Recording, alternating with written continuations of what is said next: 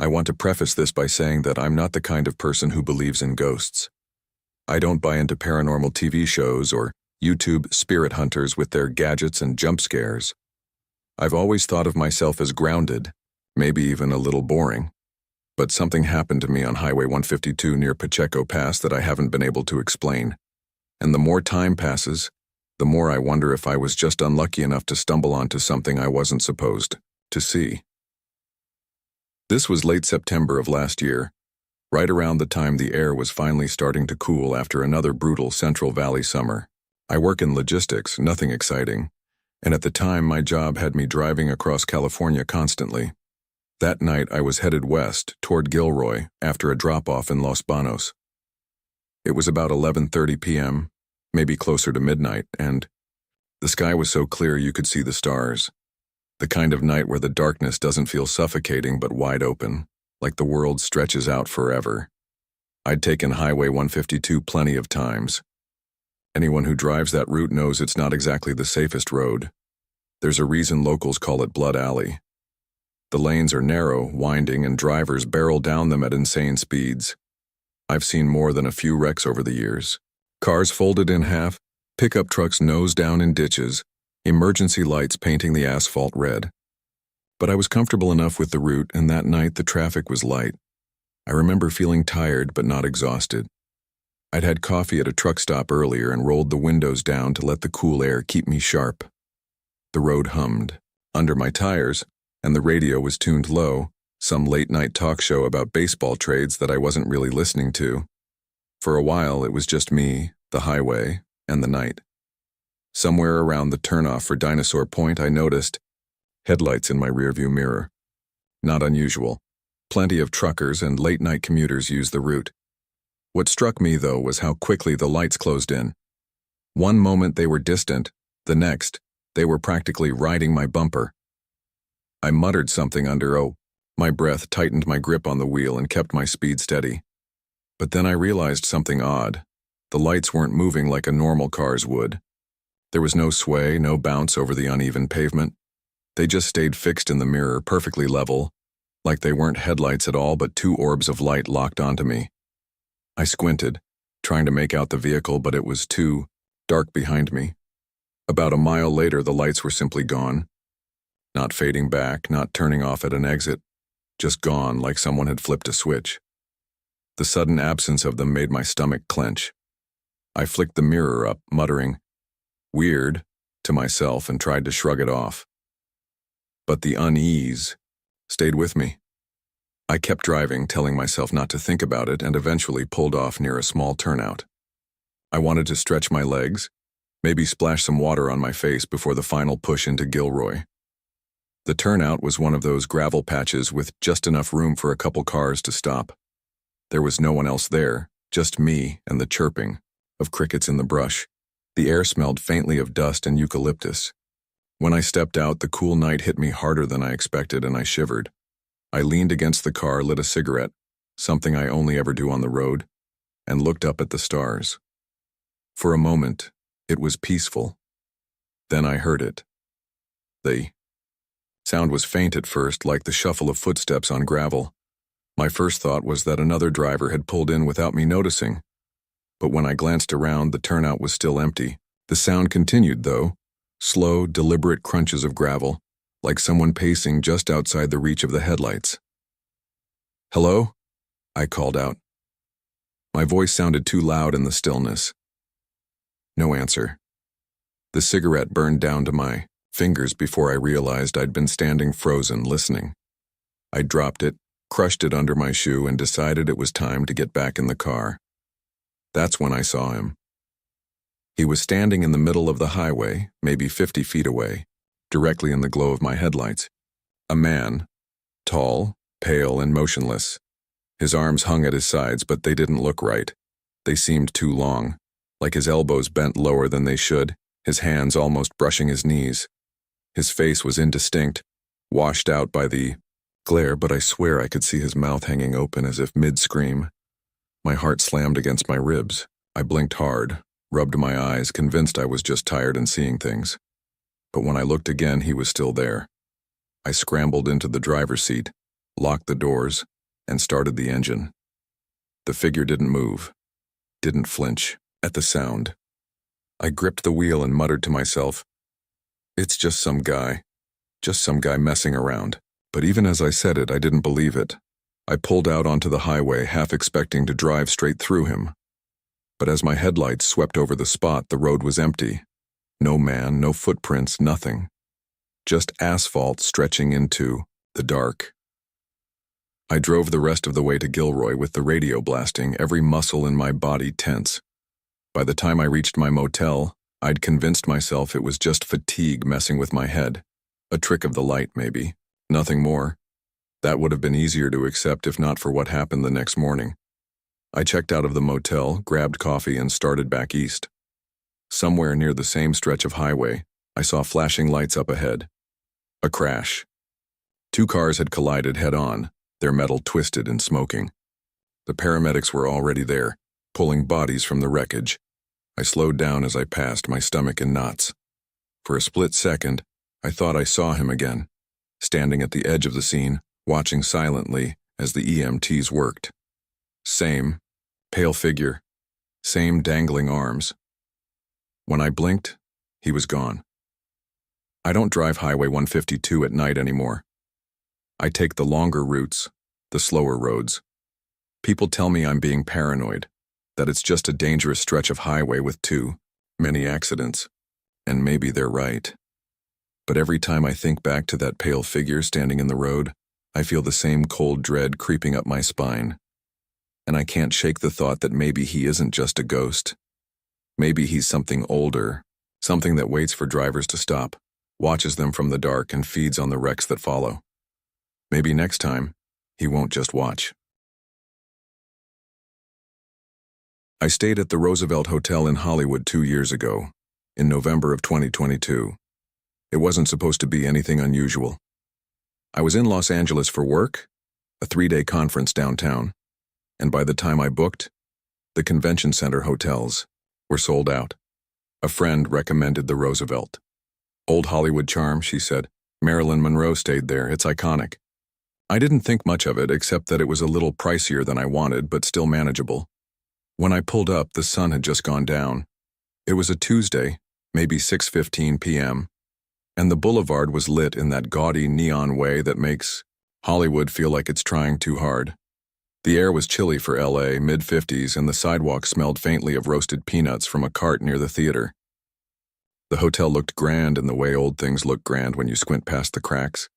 A glowing marquee, palm trees strung with lights, valet guys in red jackets moving fast between cars. Inside, the lobby was dim, intentionally moody, with old chandeliers that hummed faintly. The floor tiles were worn smooth and glossy, and a mural of Spanish conquistadors loomed over the check-in desk. The air smelled faintly of polish, dust, and something floral that didn't quite mask the age. Was given a room on the 9th floor. I remember the elevator shuddering as it went up, and the way the doors opened too slowly, like they were thinking about it. My room was fine, not fancy, but big enough, with a king bed and heavy drapes. The furniture was old but solid, the kind that's been there longer than you've been alive. The first night was uneventful. I got dinner downstairs, answered a few emails, and went to sleep early.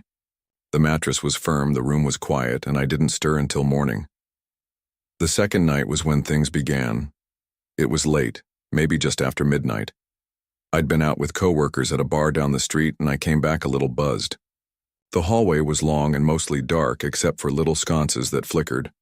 I passed a maid's cart abandoned against the wall, though it was long past housekeeping hours. I slipped into my room, kicked off my shoes, and collapsed on the bed without bothering to undress. I don't remember drifting off, just that I was suddenly awake again. The room was black, but I had the strangest sensation that someone else was in there with me. I told myself it was the alcohol, rolled over, and tried to sleep. That was when I heard it, a sound that didn't belong. It was faint, muffled, but distinct, a gasping like someone trying to breathe through a blocked throat. A wet, strangled intake of air. I sat up, listening. The sound stopped. The room was too still. My ears strained, waiting for it again, but all I could hear was the blood rushing in my head. I got up, turned on the lamp, and looked around. Nobody. Just the beige carpet, the dresser, my suitcase on the rack. The curtains were drawn tight. I checked the bathroom. Empty. I even crouched to look under the bed. Nothing. I told myself it had come from the hallway or maybe another room through the vents. Thin walls, old building. That was all. I kept the lamp on after that. Around 3 a.m., I must have dozed because I woke choking. My throat burned, like something was pressed hard against it, and I jerked up, clawing at my neck. My hands found nothing, but the sensation was real. Tightness, pressure, the desperate panic of not being able to breathe. I stumbled from the bed, gagging, and the feeling released all at once, like it had never been there. I stood in the middle of the carpet, chest heaving, my mouth dry, staring at the mirror over the desk. For a moment I swore my reflection didn't move with me, but when I blinked it was back in sync. I didn't sleep again. In the morning I tried to laugh it off, just stress, alcohol, and an overactive imagination. Except when I looked at my throat in the bathroom mirror, there were faint red marks around it.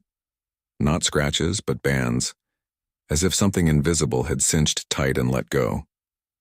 That day at the conference, I kept rubbing my neck. When I got back to the hotel that evening, I was determined not to let my mind play tricks. I kept the TV on, ordered room service, and sat up working until well past midnight. That was when I heard it again. Not faint this time. A full, ragged choking. It came from the corner near the drapes. I froze. The sound went on, desperate, uneven, a person fighting for air. My instinct was to rush forward to help whoever was there, but there was nobody. Just the thick curtains drawn against the night. The lamp flickered once and went out. The choking sound swelled, filling the whole room now, as if someone was dying inches from me. And then it stopped. Not gradually. Cut off. The silence after was worse than the noise. I yanked open the drapes, nothing outside but the glowing boulevard headlights gliding past. I slept with them open, the city lights seeping in, waiting for dawn. At breakfast the next morning I asked the waitress, half joking, if the place was haunted. She gave me a long look before forcing a smile. "People say that," she said, "especially about the Blossom Ballroom, but management doesn't like us talking about it." "What about the rooms?" I asked. Her smile faltered, just a fraction. "You should keep your curtains open. It helps." That was all she'd say. That night I checked out. I didn't care about the penalty fee. I couldn't stay another minute. The front desk clerk didn't even blink when I said I was leaving early. He just nodded, typed something, and slid me the bill. As I turned away, I thought I heard him mutter, "Happens a lot." Back home, I told myself it was exhaustion, maybe sleep paralysis. I tried to forget it. But here's the part I haven't told anyone. Sometimes I still wake up choking. Not often, once every couple of months. Always in the dead of night. My throat burning, my chest tightening. And each time, for the briefest second before I can move, I swear I hear it again, that strangled, wet gasping right beside my ear. I don't know if something followed me home from that room, or if it was always with me and the Roosevelt just made me see it. All I know is that the marks come back and they're getting darker. It was the middle of October when I first set foot inside the Los Feliz mansion. Not during one of those gaudy, haunted tour events. Not with a group of drunk 20-somethings daring each other to sneak past the overgrown hedges and rusted gate. I went in alone and I went in quietly. I should explain how I got there. I've been obsessed with Los Angeles's forgotten corners since I moved here in 2012. Not Hollywood Boulevard with its choked sidewalks and grime, not Venice with its Instagrammers and fake mystics, but the hidden bones of the city, the abandoned diners on San Fernando, the weed-eaten motels along Whittier, the once grand apartments where the tiles are cracked and no one answers the buzzers anymore. I take photos, sometimes write little essays for my blog. Usually it's all harmless. But the Perelson mansion had always gnawed at me. The story is famous if you live here long enough. December 6, 1959, Dr. Harold Perelson bludgeoned his wife, Lillian, to death in her sleep with a ball-peen hammer. His teenage daughter heard the sounds, ran screaming, and he told her to go lie down. "This is a nightmare, go back to sleep." Minutes later, he drank acid and died in the armchair. The house sat frozen after that, holiday decorations still up, presents wrapped under the tree. Eventually it was sold, but no one stayed. Neighbors swore people moved in and left within weeks. For decades, the house was empty except for trespassers who came back pale, shaken, and unwilling to talk about what they'd heard inside. I told myself I'd just take pictures. That was all. It was a Thursday evening, around 6, the sky starting to bruise purple with those long horizontal clouds you only see in Southern California. The neighborhood itself was hushed, the kind of eerie wealth where the air feels privately owned. The Perelson house was easy enough to spot. Spanish Revival. Bones hidden under vines, windows like black eyes peering out. The iron gate creaked when I nudged it open, the sound absurdly loud against the stillness of the street. Inside the yard, the smell hit me first.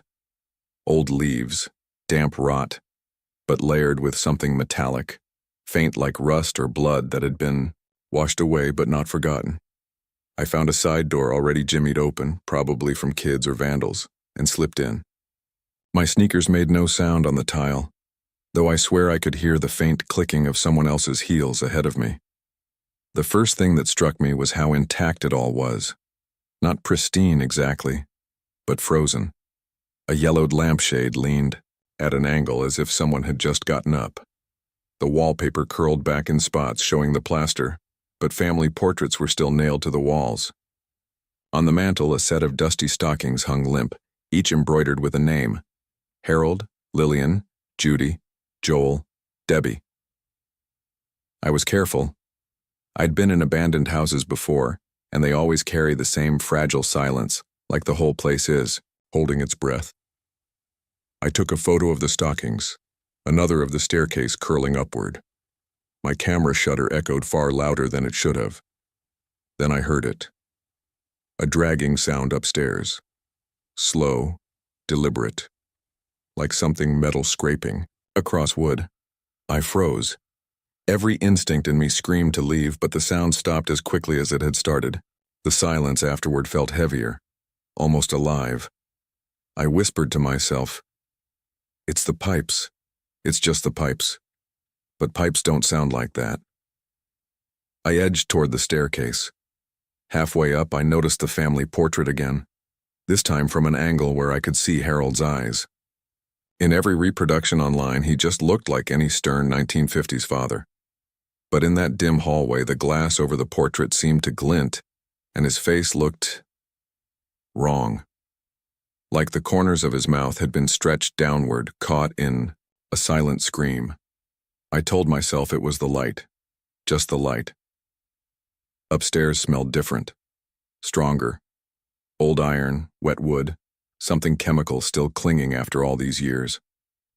I passed a half-open bedroom door and glimpsed a twin bed, sheets still tucked in tight.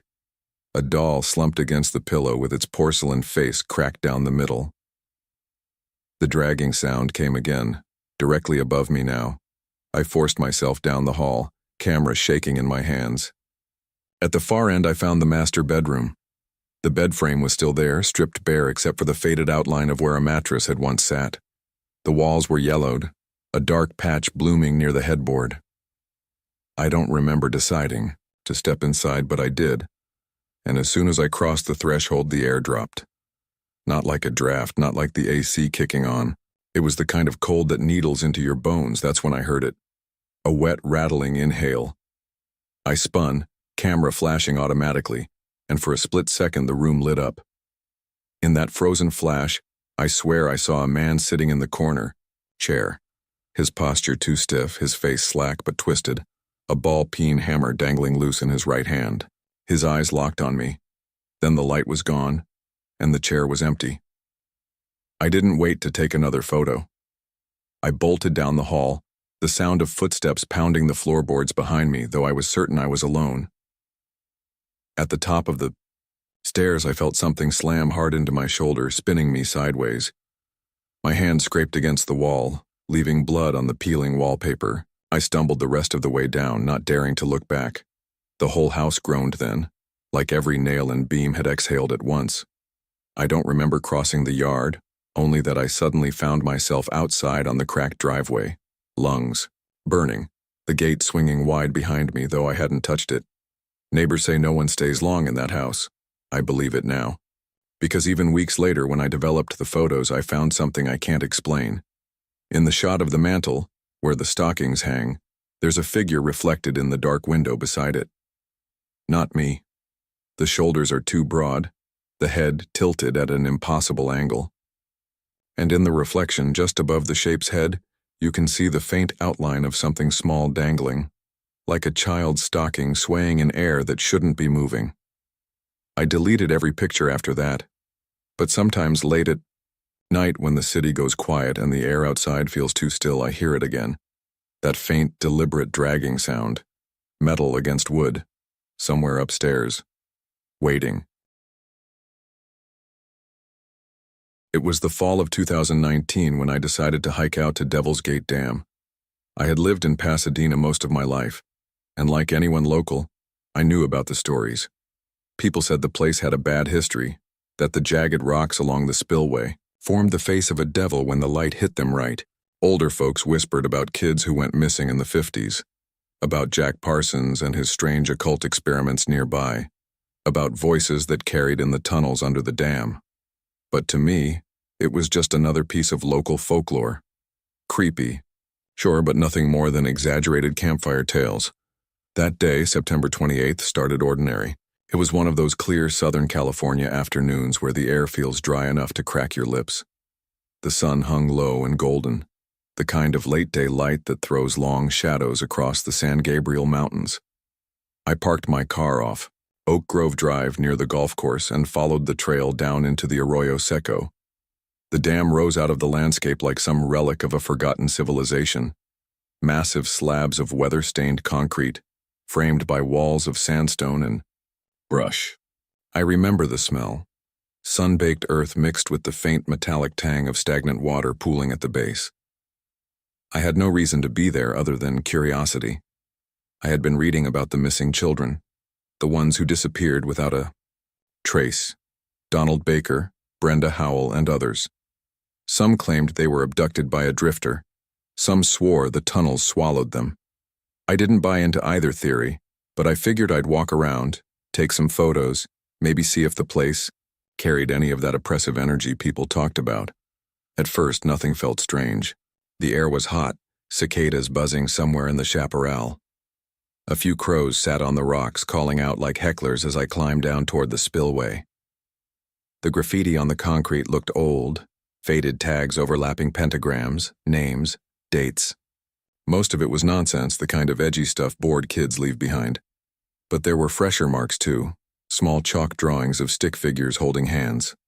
Some were faint, washed out from the last rain, but a few looked like they had been drawn just days ago. I told myself it was just local kids screwing around. But the more I walked, the more I noticed the drawings repeated. Always 3 or 4 stick figures holding hands, standing in a row. Sometimes there was a taller one drawn just behind them. The tunnels themselves gaped like black mouths beneath the dam, swallowing what little light managed to reach down there. I hadn't planned on going in. Honestly, I didn't even bring a flashlight. But when I got close enough to feel the cool air pouring out of the nearest drain, something caught my attention. It sounded faint, almost like water dripping deep inside. But then the sound shifted, carrying an edge of something else. It was high-pitched, quick. Laughter. I froze. The noise echoed strangely, bouncing against concrete and stone, making it hard to tell exactly where it was coming from. For a long minute, I just stood there trying to convince myself it was a bird or maybe another hiker. But the trail had been empty, and the laughter, if that's what it was, didn't sound adult. It was the giggling of children. "Hello?" I called, my voice coming out too sharp, cracking slightly at the end. The echo that came back made me instantly regret speaking. My words seemed to chase themselves down the tunnel, returning warped and distant. The laughter stopped. I stood there longer than I want to admit. The cicadas seemed quieter now, the whole place suddenly still. Finally, I turned back toward the main trail, telling myself I'd had enough. I'd go home, grab a beer, chalk it up to acoustics playing tricks. But as I started up the dirt path, I noticed something I swear hadn't been there before. Half buried in the dust was a child's shoe. Small, pink, the kind with a little cartoon character stitched into the side. It was worn down, the rubber sole cracked. I bent to pick it up, but for some reason I couldn't bring myself to touch it. I just stared, then backed away slowly, pulse thudding in my ears. That night, lying in bed, I tried to forget about it. I told myself it was just some old discarded shoe, that the laughter was an echo from somewhere else. But sleep didn't come easy. Every time I closed my eyes, I saw those stick figure drawings, 4 of them, holding hands, the taller one looming just behind. Over the next week, I couldn't stop thinking about Devil's Gate. I went online, reading every article, every Reddit post, every scrap of information I could find. People wrote about hearing voices, seeing shadows in the tunnels. Some claimed the missing children were sacrificed in rituals. Others that they were still there, trapped somehow, calling out to anyone who wandered too close. Against better judgment, I went back the following Saturday. This time I brought a flashlight. The air was cooler that day, the sky overcast, which somehow made the dam feel even heavier, as though the concrete itself carried a charge. I made my way down again, heart hammering the closer I got to the tunnels. The stick figures were still there, more of them than before. Some looked freshly drawn, white chalk so bright it almost glowed. I crouched near the mouth of the largest drain, shining my light inside. The beam cut through dust and damp, illuminating the rough concrete walls. Farther in, the tunnel bent slightly to the left, swallowed by shadow. I listened. At first, only silence. Then faintly, from deep within, I heard it again. Children, laughing. This time I didn't call out. I just stood there, gripping the flashlight so tightly my knuckles ached. The sound grew louder but not closer, as though it was circling inside, weaving through corridors I couldn't see. The laugh wasn't joyful either. It was hollow, brittle, the way kids laugh when they're scared but trying not to show it. Then came something else. A whisper, low and flat. It wasn't words, not exactly. More like breath being forced through the tunnel, syllables forming at the edges of hearing. My skin went cold, goosebumps crawling up my arms. I backed away, step by step, until the tunnel swallowed the light of my flashlight and the whispers sank back into silence. When I turned to leave, I froze. Someone had drawn new stick figures in the dust behind me. 4 of them fresh, their lines still sharp. I hadn't heard anyone approach, and yet there they were. And this time, the tallest figure wasn't behind the others. It was standing, off to the side, arm extended as though reaching toward me. I ran.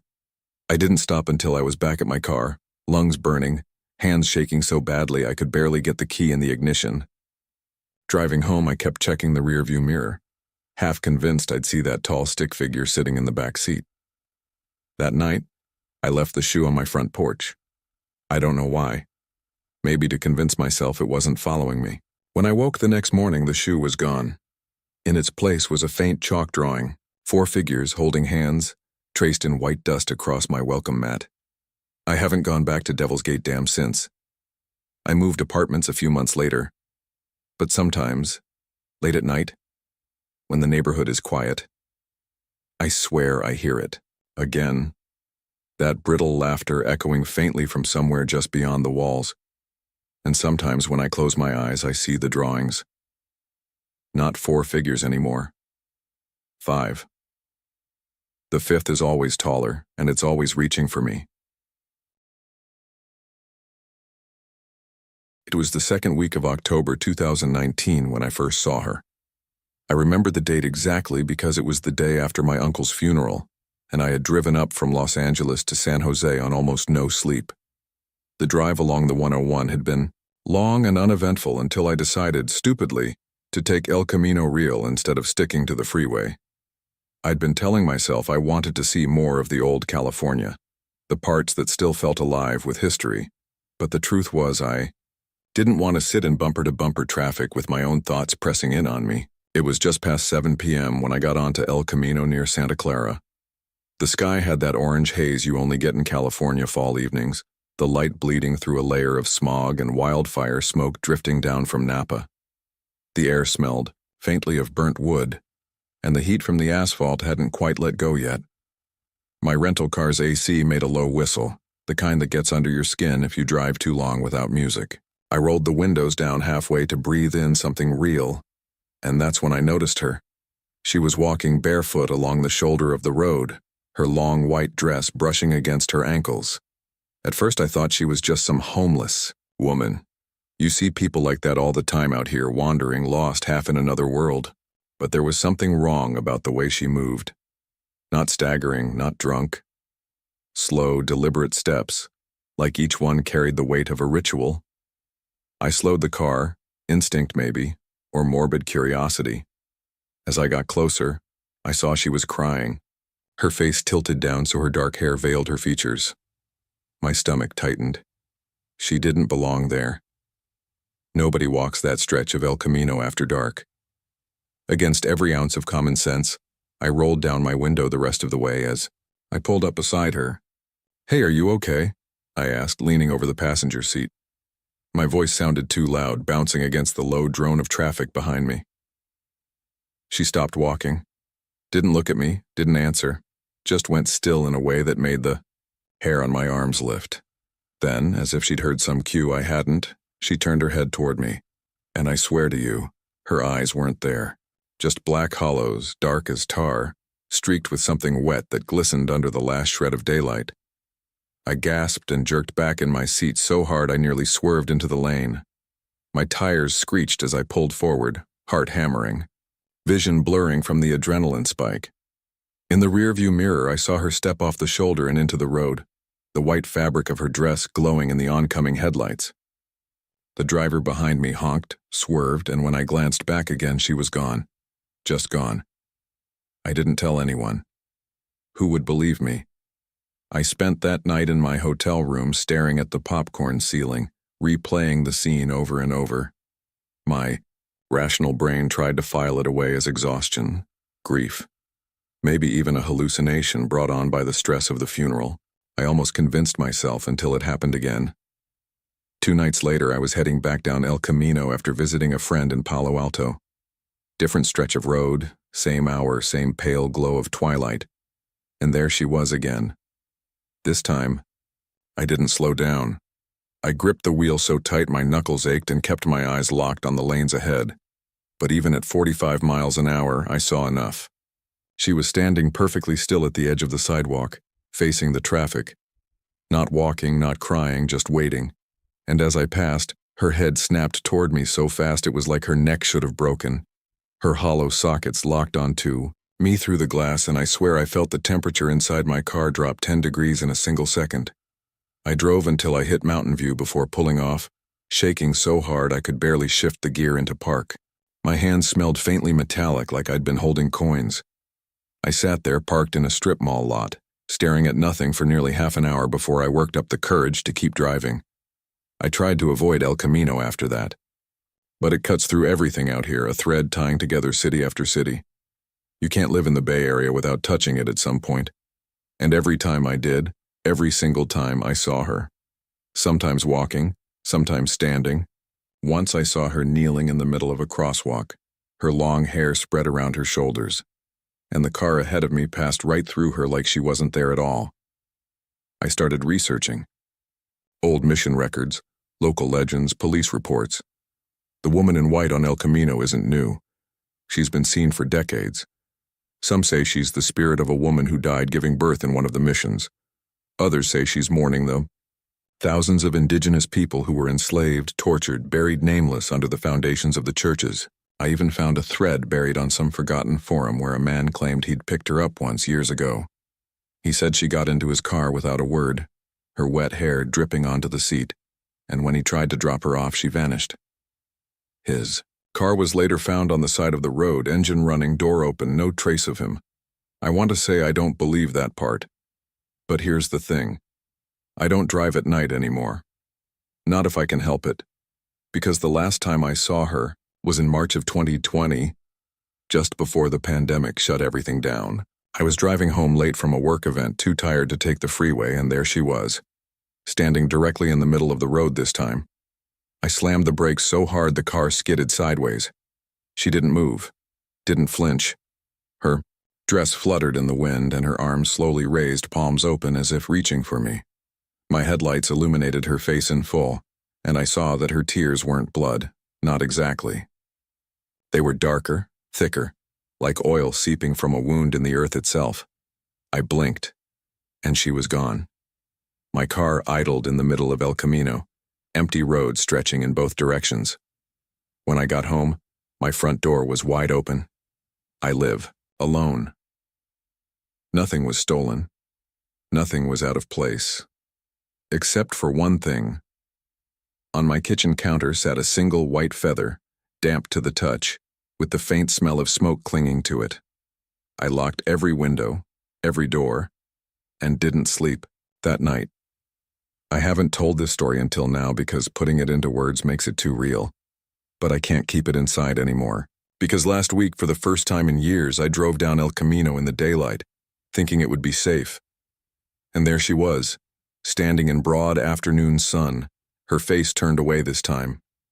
My stomach turned cold when I realized she doesn't just belong to the night.